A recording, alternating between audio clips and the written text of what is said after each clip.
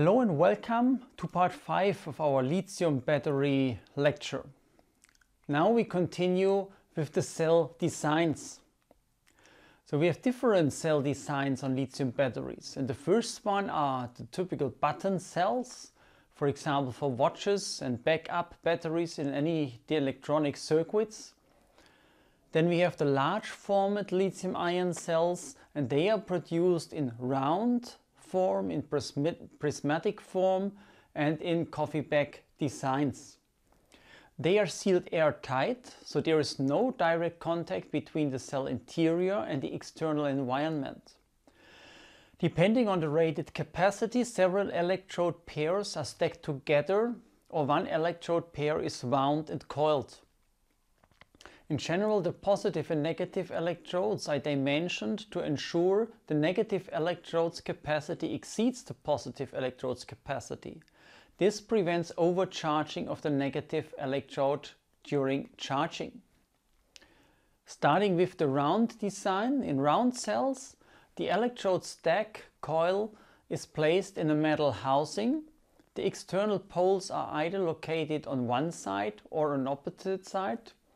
The electrode stack and the poles are electrically insulated from the housing by a separator layer. Round, small format lithium-ion cells with normal capacities are produced in the usual sizes for device batteries. Round, large format cells have a special dimension. The advantage of the round cells are they're relatively easy to integrate a safety vent into the housing and the current interrupt device to protect against short circuits. The metal housing makes cylindrical cells relatively robust, and the shell is used as a cooling surface.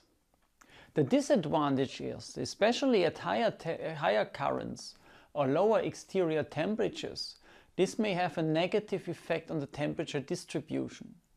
The constructional design of the electrodes, the coil, results in an axisymmetric temperature profile in the cell with substantial temperature gradients. Internal resistance varies from place to place in the cell. It dramatically alters the cell interior. The space within the battery is wasted because the cylindrical form prevents several cells from being stacked seamlessly together. So coming to the prismatic cell design. Here the electrodes are wound in coils, or several electrode pairs are divided by separator layers and stacked together. The individual separator layers are placed between the electrodes, or a single layer is used in a set folded design. The individual electrode pairs are wired in parallel to increase capacity. The individual electrode pairs are also connected with the cell housing by collector lugs. The lugs are connected by welding, joining, or another connection process. The external poles are electrically insulated from one another. Steel or aluminium alloys are used for the housing. Plastings also sometimes are used, and capacities typically range from around 10 ampere hours to a few hundred ampere hours. The dimensions of a typical cell with a rated capacity of 20 ampere hours with a mass of 680 gram are, for example, 90 millimeters times 148 millimeters times 27 millimeters. The rugged metal housing is one advantage of this design. Another advantage is the larger cooling area compared to the cylindrical cells. Since the electrode stack is significantly wider than it is thick, there is a smaller temperature gradient in the cell volume. As a result, the temperature distribution is more even. The geometrical form allows space within the battery to be more efficiently exploited in the battery system design. A drawback of these cells is lower energy density at the cell level. If a metal housing is used, its mass reduces the usable energy density. With plastic housings, after several years of use, moisture may penetrate the cell interior, or the plastic may no longer provide an adequate barrier. Coming now to the very famous pouch or coffee bag cells. The pouch form is also called coffee bag design because it looks like a coffee bag. The electrode stack design is like in the prismatic cells. The most important difference is the shell. The shell is a plastic laminated aluminium foil bag, a typical thickness of around 150 micrometers. The external poles either are located on one side or on the opposite sides. Rated capacities typically range between 10 to around 100 ampere hours. The dimensions of a cell with a rated capacity of 40 ampere hours are, for example, 220 times 210 times 11 millimeters with a weight of 1.1 kilogram. The reduced mass of the housing is a major advantage, so no solid metal housing is required. This allows a higher specific energy density. The use of space is basically just as efficient as in prismatic cells. In addition, the housing's low mass means its heat capacity is lower. This allows the cell to be cooled more easily. A drawback of the design is its lower mechanical durability because of this aluminium foil bag. The shell is sealed with heat seal joints. These joints may be less effective as barriers and moisture exchange with the environment. Damage to the laminate may allow the electrolyte to come into contact with air moisture, and that causes irreversible decomposition of the electrolyte, hydrofluoric acid formations. Coming to the electrode design and dimensions. There are various kinds of electrodes used in lithium-ion cells. The electrode material includes a composite material made of active material, positive and negative. Then conductivity additives that makes the electrons flow, and binder material. The binder material keeps the active material particles together. The conductivity phase electrically connects the individual active material particles. This increases the electrical conductivity of the electrode. Chemically stable fluoropolymers such as polyvinylidene fluoride are often used as binder materials.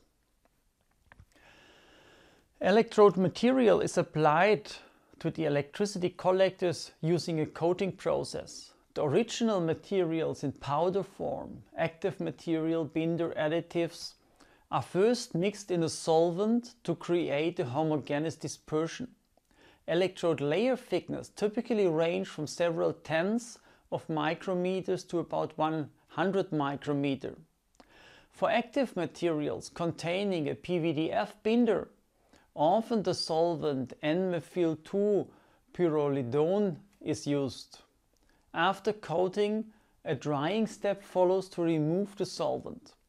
Since the electrolytes used are often sensitive to water, use of water is an important factor in the drying process.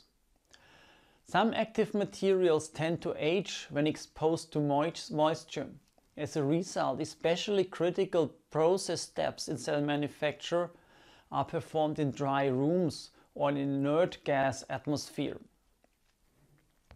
The performance characteristics of the cell can be influenced by various measures, by varying the particle form, the proportions, the porosity produced with compressed electrode materials. These are important factors when producing electrodes, for example, for high current applications. Then we have a higher porosity, smaller electrode layer thicknesses, or smaller particle sizes. This results in a larger contact surface between the electrolyte and the active material. It shortens the diffusion paths or conductivity paths into the active material. But since these benefits reduce the specific mass distribution, electrode mass per collector surface, they also reduce the energy density. And to optimize the energy density of the cells, a lower porosity and a large electrode layer thickness is required. Typical performance characteristics for a high energy and high current cell of here a lithium, nickel, manganese, cobalt system, here with a nominal cell capacity of 50 ampere hours is given here in the table. This X times C always indicates X times the module capacity in terms of a current. So for example, when we have charging the battery that has a nominal capacity of, let's say, of 50 ampere hours, then a charging current of 5C would mean 5 times 50, so 250 ampere. For example, the discharging current over a short period can be as high as 15C or 5C in the high energy cell. A permitted constant discharging current of bigger 5C is typically used to distinguish high performance cells from high energy cells. High performance cells require a higher cell mass per ampere hour. For example, in hybrid cars, fast charging lithium-ion batteries are required for storing the brake energy with recuperation, so high performance cells are used. But in the purely battery-driven electric cars, electric vehicles, high energy cells are used.